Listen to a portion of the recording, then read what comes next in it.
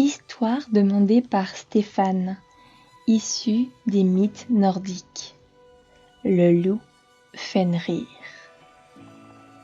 L'un des trois fils du dieu Loki et de la géante Angerdoba, messagère du malheur, frère de Jormungand, serpent géant, et de la déesse de la mort Hel, le loup Fenrir est doté d'une force colossale, le rendant redoutable même pour les dieux.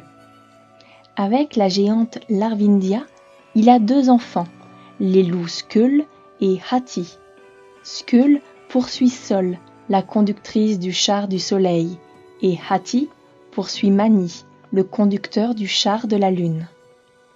Fenrir est élevé par les As, les dieux principaux, et grandit démesurément, à tel point que seul Tyr, dieu de la justice, a le courage de lui donner à manger. Les dieux voyaient d'un mauvais œil cette bête, qui était en mesure de les affronter et peut-être de les vaincre, d'autant qu'un oracle les avertit qu'un jour, Fenrir se retournerait contre eux. Les As décident alors de l'enchaîner pour qu'il ne puisse accomplir la prophétie selon laquelle il causera leur perte. Ils fabriquent une chaîne, Loeding, et le mettent au défi de se libérer. Celui-ci, voulant accroître son prestige, s'y soumet et y parvient. Alors ils en fabriquent une autre, plus solide, Dromi, mais elle cède aussitôt.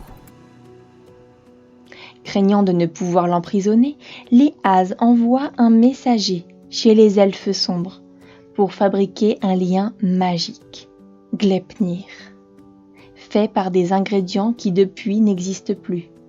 Bruit de pas de chat, barbe de femme, racines de montagne, nerfs d'ours, haleine de poisson et crachat d'oiseau.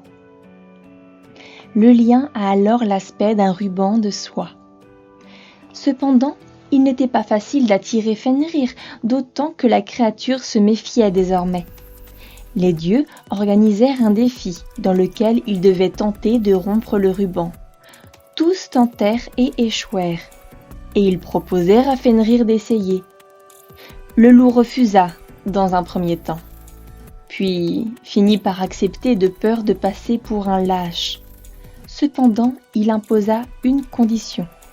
« Je ne suis pas enclin à me laisser passer ce cordonnet, mais que l'un d'entre vous mette sa main dans ma gueule en gage de ce que tout se passera sans trahison. »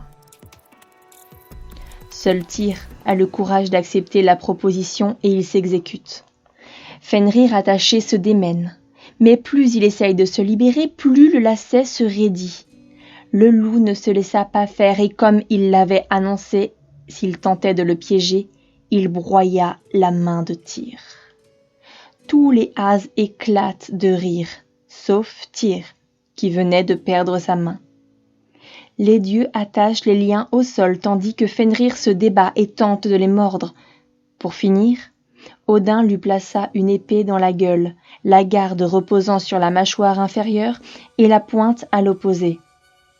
Mais les souffrances de Fenrir étaient tellement insupportables qu'il hurlait à la mort.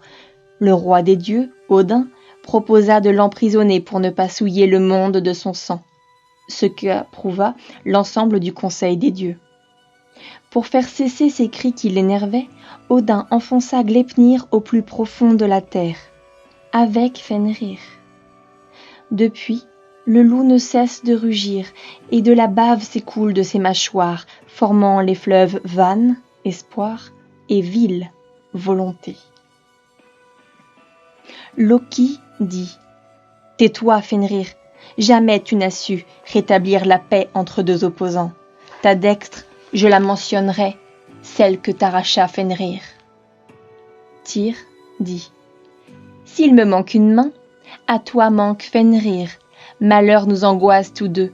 Le loup ne l'a pas belle non plus, qui dans les chaînes doit attendre le crépuscule des dieux. »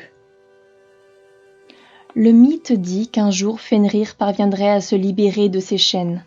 Il rassemblera alors ses frères géants et ils affronteront Odin et les autres dieux. Ce jour s'appelle le Ragnarok. Dans cet immense combat, ils s'entretueront, Ce sera alors la fin du monde, et il en renaîtra un monde meilleur.